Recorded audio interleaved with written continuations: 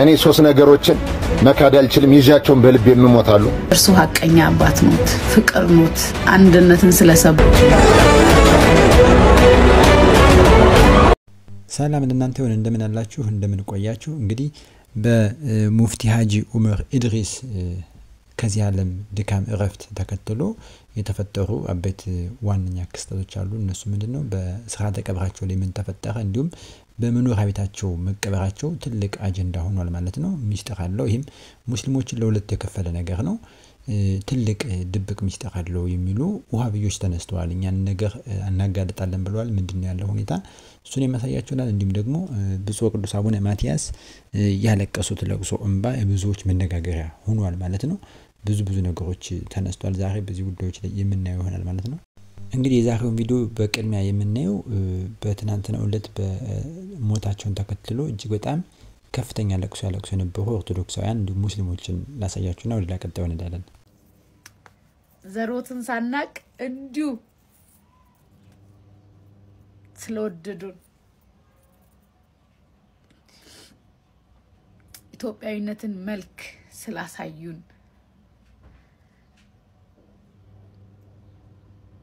እርሶ ለታመኑለት አምላኮት ጋርፏል የተጎዳ ነው እኛ ነን እንደርሱ አይነት ሽማግሌ እንደርሱ አይነት አባት እንደርሱ አይነት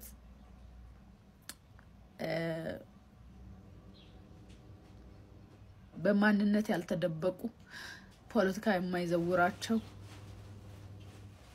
አባት በዚህ ዘመን ማግኘት ከባድ እርሶ ማንድር ኢንተርቪው ላይ ብለዋል ልጆቻቸው ከርሶ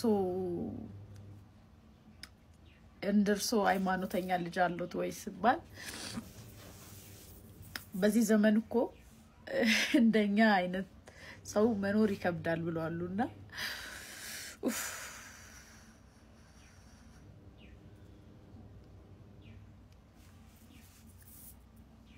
አንድ እጅ የሌለው ሰው ብቻ ነው ሊገባው የሚችለው እና መሰግኖታለን ኢትዮጵያዊነትን አሳይቶን ስላረፉ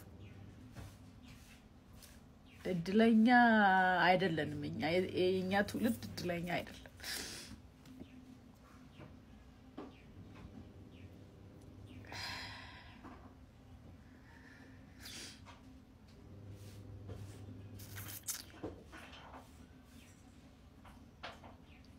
እንደርሱ አይነት ነው የሚደመጠው እዚህ ሀገር ላይ ለኛ ያስፈልጉ ነበር በቃ አምላኮት ከዚህ ዓለም ድካም በቃ አሉትና የሰማዩን ያሳምርሎት እንደ ኦርቶዶክስ እንደ ክርስቲያን እሱን ነው ማለት የምችለውና ብቻ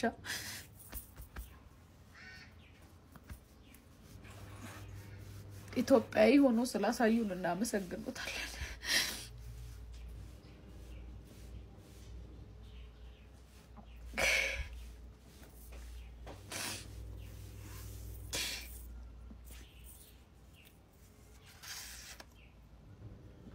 ያ የተነገራትን ስንሰማ ያደግናትን ኢትዮጵያን በርሱ አይተናል በህይወት ኑሮ አሳይቶናልና እናመሰግኖታለን ሙስሊም ወንድም እህቶቼ እናንተ ብቻ አይደለም የጎደለው ለእናንተ ብቻ አይደለም ለኛም ጭምር ነውና እውነት ቪዲዮ ለማሳመር የሆነ ለመወደድ ምናምን አይደለም የምር ከልቤ ነውና ማታ አይቼው ምን አይነት ስሜት እንደተሰማኝ የሚገርማችሁ ግን የዱዓ ቪዲዮ ራሱ ልሰራላቸው ነበር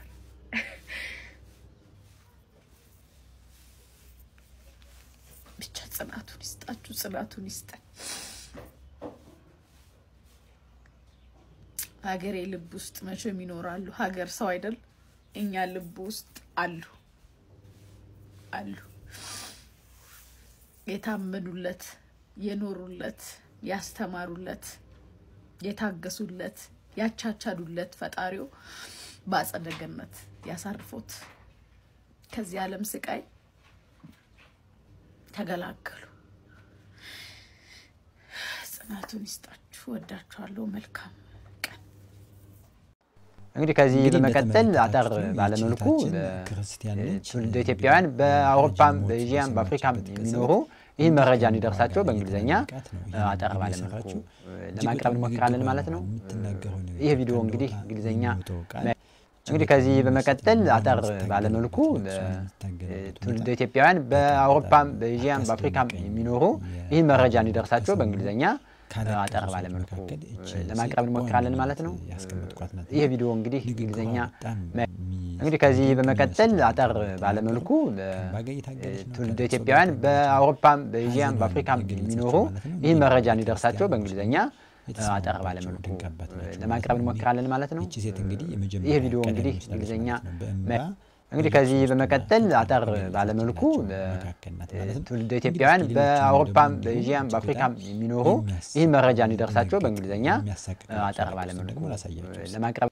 ዜና እረፍት ተቀዳሚ ሙፍቲ ሐጂ ዑመር ኢድሪስ የቀድሞ የኢትዮጵያ እስልምና ጉዳዮች ጠቅላይ ምክር ቤት ፕሬዝዳንት ከዚህ ዓለም በሞት ተለዩ ተቀዳሚ ሙፍቲ ሐጂ ዑመር ኢድሪስ ባጋጠማቸው ህመም በሕክምና ሲረዱ ቆይተው ከዚህ ዓለም በሞት መለየታቸውን በኢትዮጵያ እስልምና ጉዳዮች ጠቅላይ ምክር ቤት የፕሬዝዳንቱ ጽህፈት ቤት ኃላፊ ኡስታዝ አቡበከር አህመድ ለፍቲን አላህ ይዘንላቸውና በዚህ መልኩ ኸልቁ ተገኝቶ ሴት ወንዱ ህፃን አዋቂው ሙስሊሙ ክርስቲያኑ ሳይቀር ሁሉም ተገኝቶ እንግዲህ ሽኝት አድርጎላቸዋል በተወሰነ መልኩ ቀንጨብ አድርጌ ላሳያችሁ በጣም ከሚጠበቀው በላይ ህዝብ ተገኝቶ ኸልቁ እንዳለ ማለት ይቻላል ያው ያያችሁ የነበራችሁ አይታችሁታል ሙፍቲን ሽኝት አድርጎላቸዋል እዚህ ጋር እንግዲህ እንደምታዩት በከፊል ሰው ወደ ሶላተል ጀናዛ ወደ በኒ ኑር መስጂድ ሲሄድ የነበረበትን ቅጽበት የሚያሳይ ነው ይሄ በአንድ አቅጣጫ በኩል ነው በሁሉም በኩል መያዝ አይቻልም ከባድ ነበር ግፊቱ ምኑ ማለት ነው እንደምታዩት እንግዲህ ሶላዋት እየተባለ ዚክር በጀማዓ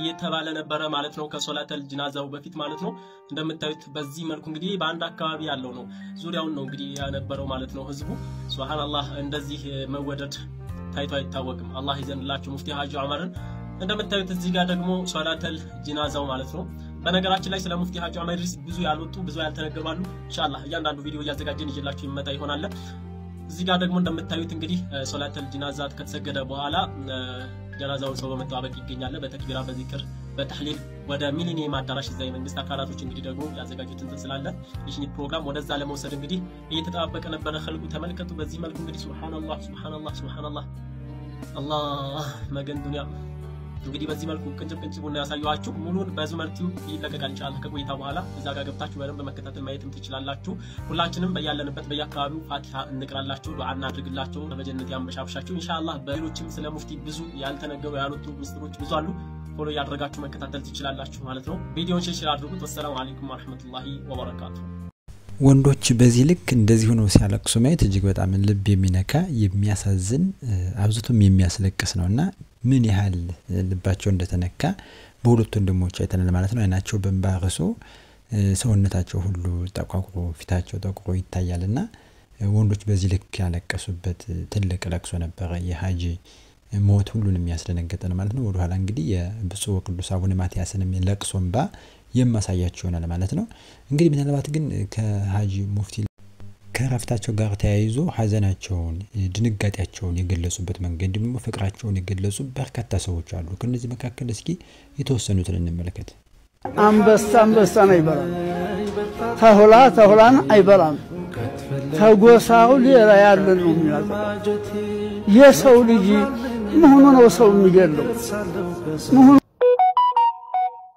ኢትዮጵያ አምረራ ትዘን ህዝቦቿ ማውን ይፍሩ ትልቁ ዋርካ ወደቀ ትልቁ ዋርካ ሲወድቅ የተጠለሉ ሰዎችም እንስሶችም ይበተናሉ የፀሐዩን ሐሩር አይችሉትምና እኔ አባት ሐጂ ሙፍቲ በፌስቡክ ፔጅ ጀምሬ ለረጅም ዓመታት እምታውቁት አቃላችሁ እፖስታቸዋለሁ ፕሮፋይል አድርጋቸዋለሁ ካምላክ ውጭ የሰው ልጅ አንድ ሰው መከተል ቢችልና ምርጫ ቢሰጠን ከሐጂ ሙፍቲ ውጭ ነው መከተላቸው የለም ቃል ሰማይ ቃል ምድር ከኔ እምነት በተቃራኒ ነው ያሉ ፍጹም አንገናኝም እኔ ሶስት ነገሮችን መካድ አልችልም ይዣቸውን በልብ የምሞታሉ ኢትዮጵያ ሀገሬን ኦርቶዶክስ እምነቴን የኢትዮጵያን አረንጓዴ ቢጫ ቀይ ሰንደቅ ዓላማ ከኔ ጋር በምድር ላይ ባላያቸውን ቢጠፉም ቢሰወሩም ልቤ እንደመቃብሩ ነው። እነሱን ውስጥ ከተቸ እንደ ጌጣጌጥ ይዣቸው መሞት 3 ነገር ናቸው።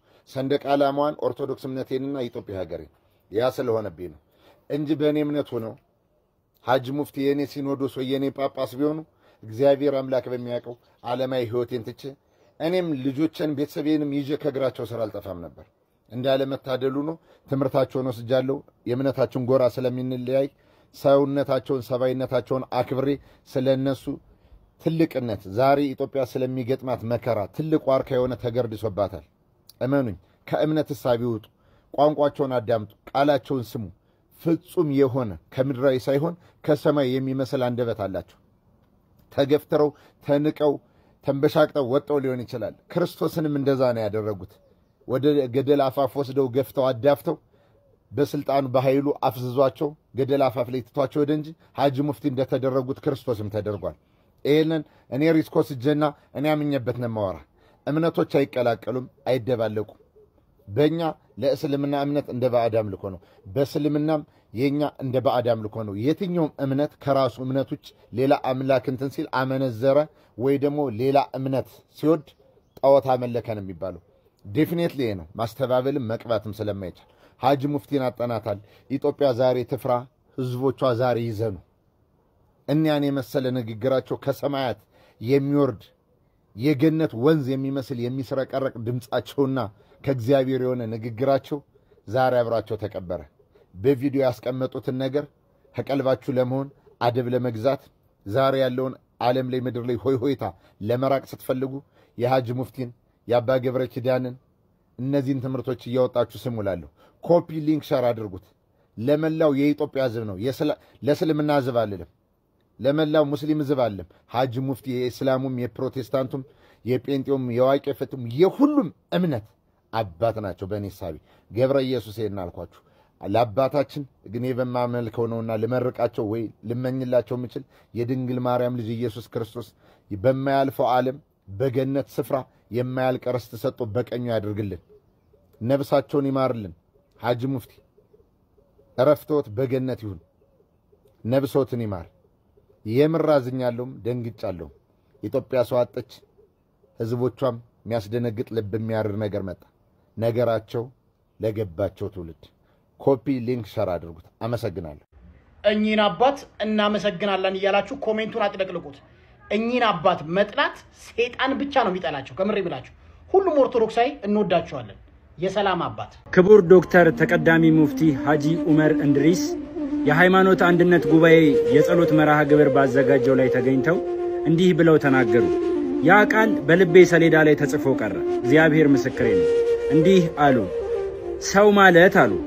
ሰው ማለት ከላይ ፈጣሪውን አብዝቶ የሚፈራ፣ ሰው ማለት ከጎን ሰውን የሚያፍር፣ ከውስጥ ደግሞ ህሊናውን የሚያከብር ነው ብለው ተናገሩ። በተቀዳሚ ሙፍቲ ሐጂ ዑመር እንድሪስ እረፍት የተሰማንን ሐዘን መግለጽ እንወዳለን።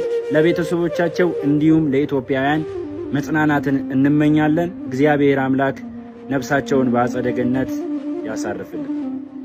በሕይወታችን ማንደግማቸው ሰዎች አሉ። አንዴ ከፈጣሪ በሕይወታችን ትልቅ ተደርጎ ይሰጡንና ካጣናቸው ልንመልሳቸው ማንችላቸው ይገልጻቸዋል ብዬ የማስበው ሰው ብቻ የሚለው ቃል ብቻ ነው ሐጂን ሊገልጽ የሚችለው። እኔ ከማንም በላይ ብዬ ባልናገርም በጣም እቀርባቸዋል። ትልቅ ሰው ሲያገኙ ትልቅ ናቸው፣ ሕፃን ሲያገኙ ከሕፃን ጋር ሕፃን ናቸው። አካለ ጎደሎ ሰው ሲያገኛቸው እንደ አካለ ጎደሎ አይደል ወርደው ነው የሚያወሩት። አስታውሳለሁ አንዴ አነስ ያለ ሰው ዑዝረኛ ሰው መጥቶ ሲያናግራቸው ልብሳቸውን አውልቀው ይኸው ዑመር ሙፍቲ ምኑኝ እኔ ነኝ ይኸው እንዲህ አይነት ሰው ነኝ ብሎ ቁጭ ብለው ወርደው ሲያናግሩት እኔ አልቻልኩም በዛ ሰዓት። እና ባጭሩ ውስጣቸው ንጹህ ነው፣ የቆሙለት ነገር ሟች ናቸው። በሀገራችን ይተባሃል የሞት አይወቀስም ይባላል። ሞት ወቃሽ ያልሆንና ይባላል ሰው ከንግግሩ ማለት ነው። እና የሞት የሚወቅሱ አንዳንድ ሰዎች አሉ እጅግ በጣም የሚያሳዝኑ ማለት ነው። በተለይ በዚህ በስርዓተ ቀብራቸው የተነሳ ቤታቸው ስለምን ተቀበሩ አጀንዳ አለው፣ ትልቅ ምስጢር አለው። የሆነበት ነገር እንግዲህ ከአምልኮ ከጣዖት ከባዕድ አምልኮ ጋር ያያዙታሉ። ይሄን ምስጢር የማሳያችሁ ይችላልኝ። ነገር ግን እንዲው ከዛ በፊት ግን ብፁዕ ቅዱስ አቡነ ማትያስ ያለቀሱበት ለቅሶ የታዩት እንባቸው ብዙዎችን ያስደነቀና ብዙ ሙስሊሞች ያለቀሱበት ነው። የእሳቸውን እንባ አይተው ብዙዎች ያለቀሱበት ወደ ክቡር አስከሬኑም ሲጠጉ ሙስሊሞች በስስት ያቸው ነበሩ። ጉልበታቸውን የሳሙ ትከሻቸውን የሳሙ ሙስሊሞች ነበሩ። እስኪ የብፁዕ አቡነ ማትያስን ለቅሶና ሰዎቹ እንዴት ሙስሊሞቹ አብረው እንዳለቀሱ ከአንዲት ሙስሊም እህታችን እንጀምርና እንመለከተው።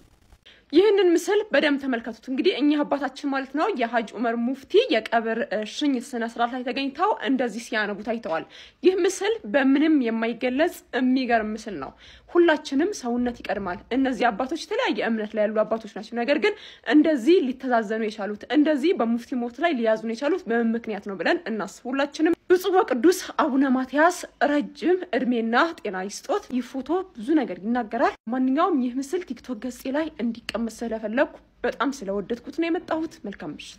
ለሀገር ልጅ ለልብ ወዳጅ ለእውነተኛ አጋር ለታላቅ አባት የፈሰሰ የሌላ ታላቅ አባታዊ እንባ በእውነት እጅግ የሚያሳዝን ነው። ላዘኑት ሁሉ መጽናናትን እንመኛለን። በሐዘን የጋመው ታላቅ የሽኝት ስነ ስርዓት ሙፍቲ ሐጂ ዑመር ኢድሪስ ኢትዮጵያዊ ታሪክን ያነገሱ መሪ የኢትዮጵያ እስልምና ጉዳዮች ጠቅላይ ምክር ቤት ፕሬዝዳንት የነበሩት የክብር ዶክተር ተቀዳሚ ሙፍቲ ሐጂ ዑመር ኢድሪስ አስክሬን በኑር መስጂድ የሶላተል ጀናዛ ስነ ስርዓት ከተፈጸመ በኋላ ታላቁ ሀገራዊ የሽኝት መርሃ ግብር በሚሊኒየም አዳራሽ እየተካሄደ ይገኛል። ይህ ሁሉ ህዝብ የመንግስት ከፍተኛ ኃላፊዎችና የተለያዩ እምነት ተከታዮች መገኘት ሙፍቲ ሐጂ ዑመር ኢድሪስ ለሀገርና ለወገን የነበራቸውን ታላቅ አስተዋጽኦና ሁለንተናዊ ፍቅር ያሳያል። ስማቸው ሁልጊዜም ከኢትዮጵያውያን ፍቅርና አንድነት ጋር ተያይዞ ሲነሳ ይኖራል።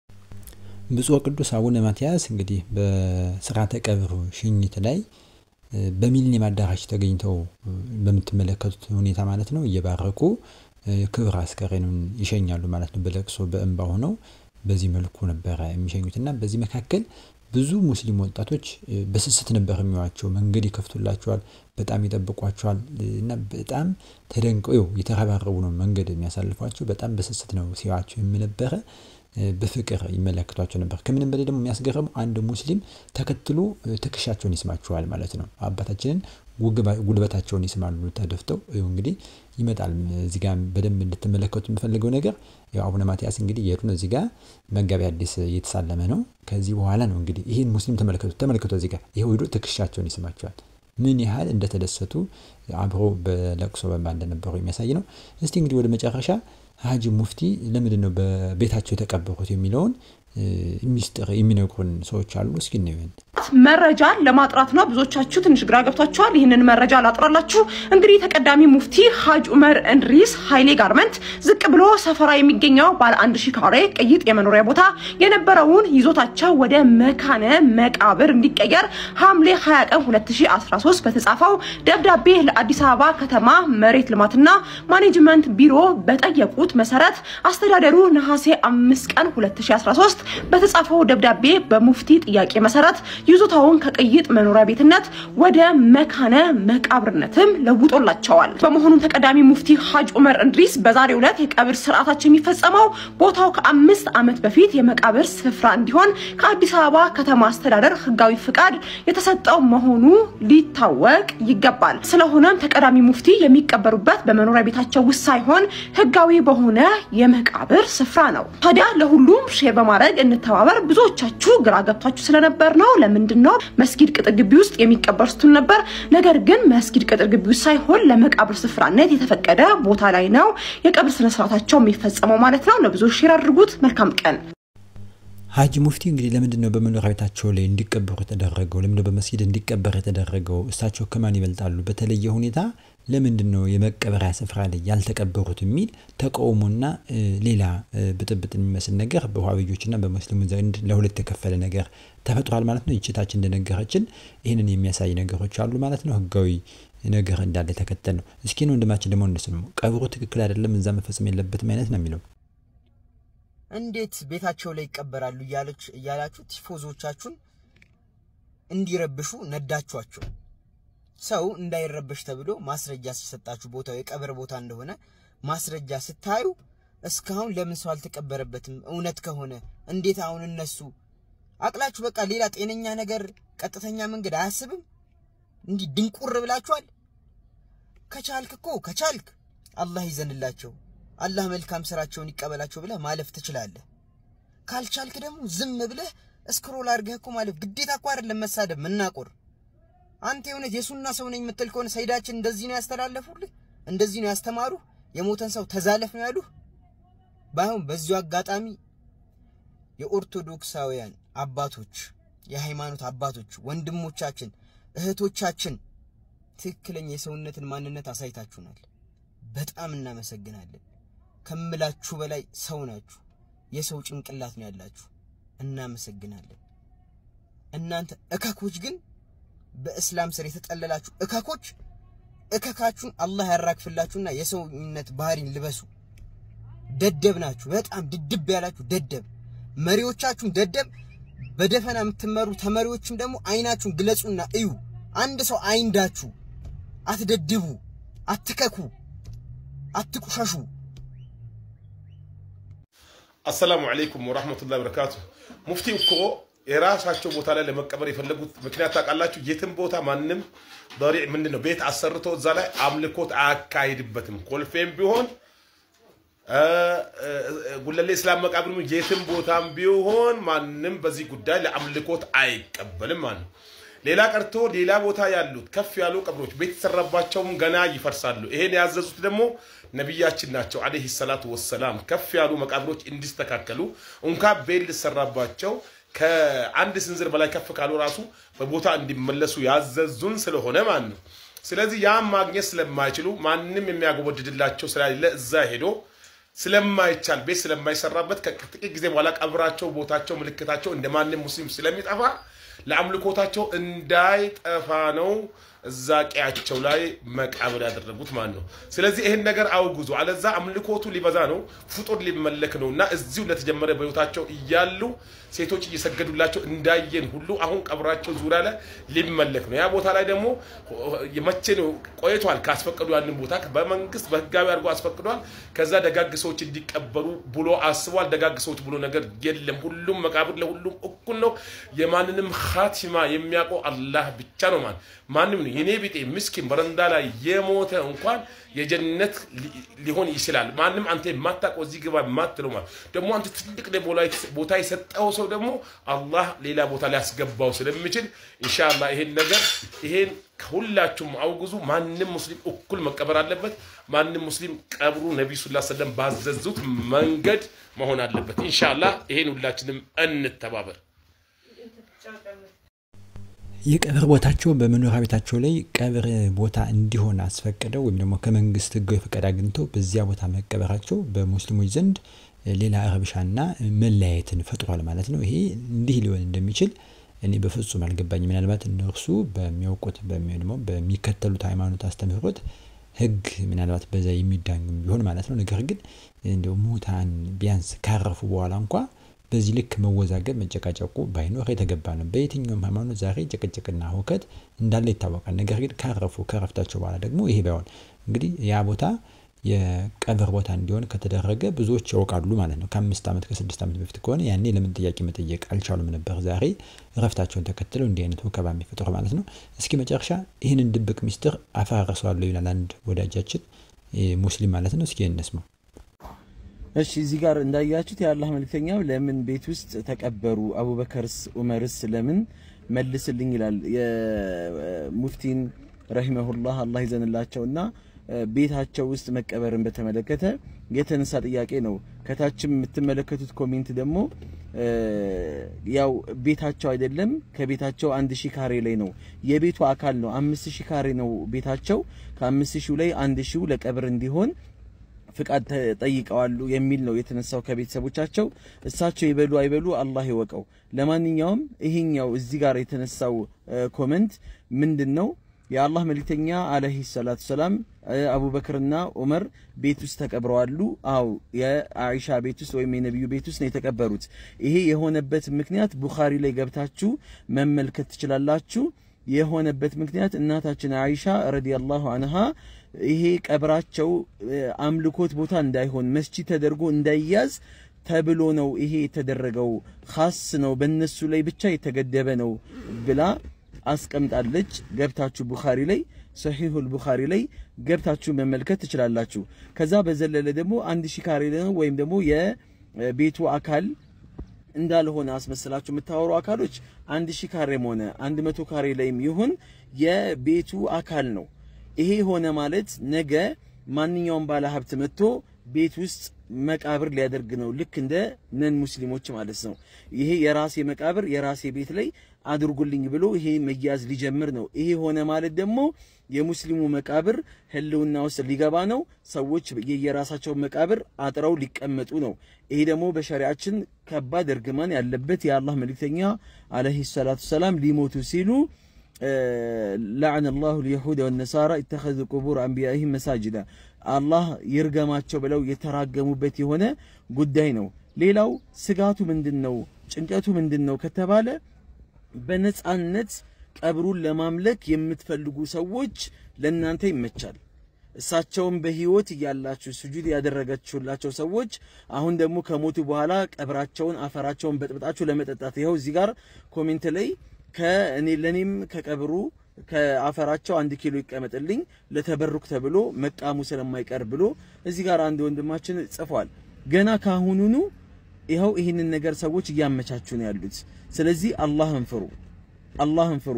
የማንም ቀብር ሊመለክ አይገባውም። የማንም ቀብር ሊደርስልን አይችልም። አሁን ለነሱ ምን ደርስበት እነሱ ለኛ ከኛ የተለያየ ነገሮችን ወይም እገዛዎችን የሚፈልጉበት እንጂ የሞተ ሰው ማንም ይሁን ማን ሊረዳ ሊጠቅም አይችልም። ቀብር ለበጥብጦ ቀብራቸውን አፈር በጥብጦ ለመጠጣት ቀብራቸውን ጠዋፍ ለማድረግ እዛ ጋር ሄዶ ለመቃም ድረሱልኝ ለማለት ካልሆነ በስተቀር ይሄንን የሚደግፍ አንድም ሸሪዓ ወይም ደግሞ ምንም አይነት ማስረጃ የለምና ሁላችሁም ይሄንን ነገር ልታወግዙት ይገባል። ያንተ ንግግር ምንም አታመጣ ምንም ተጽዕኖ አይፈጥርም። እኔ ወማ አለ ረሱል ኢላ البلاغ እንደተባለው እኔ ማድረስ የራሴ ኃላፊነት ነው። ከዛ ውጪ ያለውን አላህ ይወቀው። እንግዲህ ኃላፊነትን እወጣለሁ። ሁላችሁም ኃላፊነታችሁን ተወጡ። ሰላም አለይኩም ወራህመቱላሂ ወበረካቱ። ሙስሊም ወገኖቻችንን ለሁለት ተከፈለና መለየትን የፈጠረው ይሄ የመካነ መቃብር ወይም ደግሞ የሃጂ ሙፍቲ የተቀበሩበት ስፍራ እንዲሁም የተቀበሩበት ዓላማ የተቀበሩበት የቦታው ዓላማ ምንድነው የሚለው እንግዲህ ይሄንን የሚመስል ነገር አለው። እኔ እንግዲህ የሃይማኖት መመሪያቸው ምን እንደሚል በዚህ ጉዳይ ስለማላውቅ ብዙ ማለት አልፈልግም። ነገር ግን የራሴ የምለው ሐሳብ ነበረኝ። ምናልባት ካለማወቅ የተሳተ መረጃ እንዳልስጣችሁ ከሚል ብዙ ባልናገር እመርጣለሁ። እናንተ የሚሰማችሁ ሐሳብ ምንድነው?